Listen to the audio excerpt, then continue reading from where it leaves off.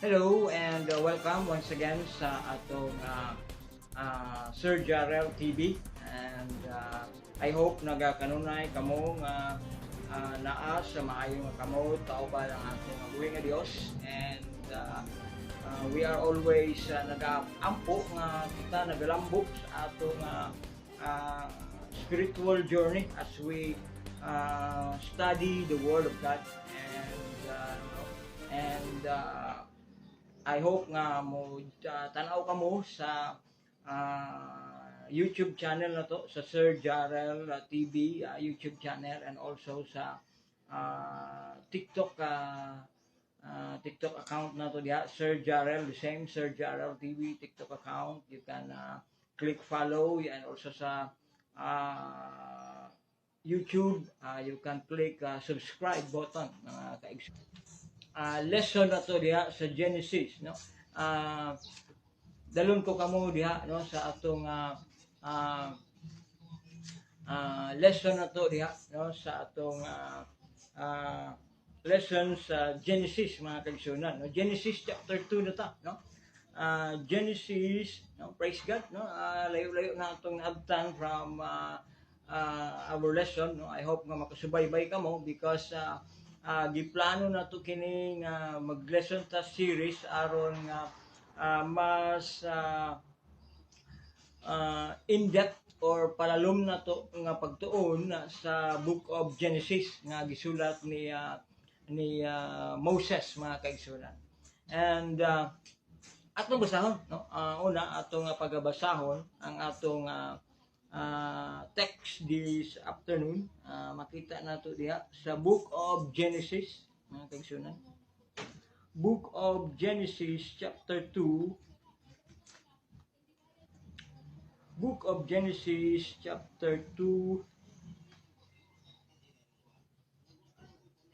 verse 5 and 6, mga kaigsunan. Dili na to mabasa ang atong text, mga ka-Sir Jarrell. Kung naamoy Biblia, sunda lamang ninyo sa inyong mga mata. Kung dili, no, please enjoy watching us and while we pagbasa kita sa pulong sa Diyos, no?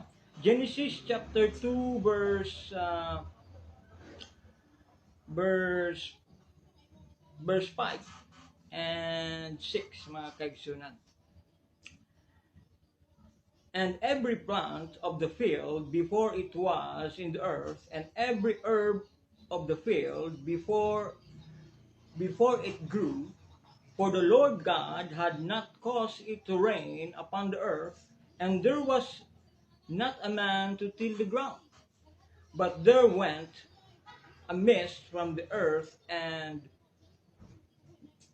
watered the whole earth, watered the whole face of the ground, no, mga kaigsunan.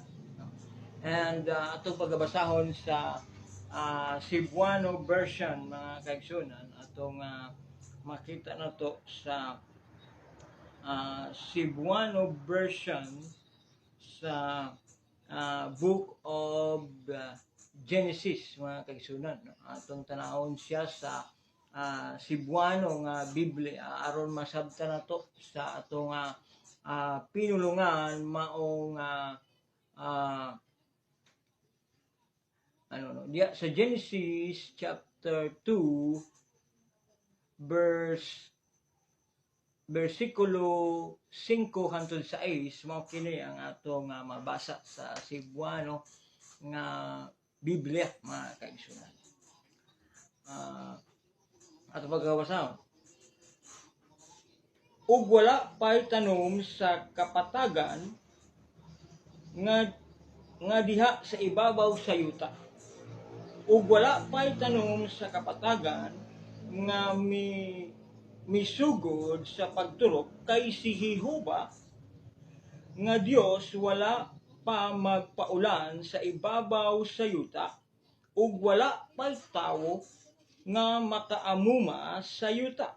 Verse 6. Apan dihay misaka nga gabon gikan sa yuta nga nagbukbuk sa tibuok nga nawong sa yuta.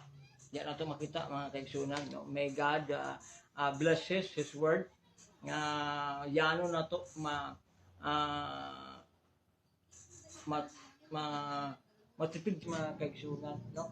Ang pagsalig diya sa kapanahunan sa Dios, no? Ang pag-trust nato kaniya, no?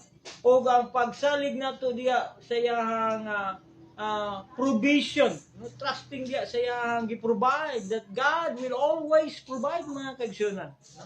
Mo kana ang atong nga makita nato din na mga kaigsunan.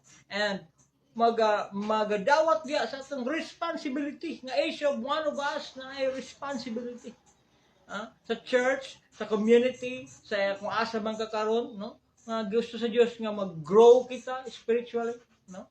And then also to have patience, maghula, no? Magpaabot diya sa panalangin sa Dios. Kay kung magpaabot kita sa panalangin sa Dios, always mga kaigsunan, kung ang Dios magapanalangin ingon siya diya, no? Maghatag siya, I gave you life and life abundantly. Madagayaon nga kinabuhi, no? Limang kanan, no? Ingon niya sa John chapter 10 verse 10, no?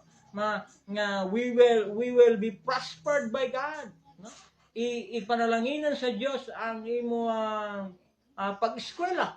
Panalanginan sa Dios ang imong negosyo, ang imong trabaho. God will promote you in His time. No, we need to believe that, no, nga in His time. Dili kita makapanganti. Ngayon ba pa sa book of James, dili ka makapanganti nga ugma, no? Paadto ko anang lugar kay makakwarta ko, because ang atong kinabuhi susama lamang sa aso. Dili kita makasiguro sa atong ugma. Ang pinakasiguro na to ang atong pagsalig diya sa atong buhi nga Dios nga maoy naga-supply sa atong mga needs. So mao kana mga kaigsunan, ang atong natun-an karon nga hapon. I hope nag-enjoy ka mo. I hope that sa sunod na podcast na, you will always subscribe sa atong gitawag nga YouTube channel, Sir Jarrell TV, and also sa TikTok, Sir Jarrell TV gapon, no, sa TikTok.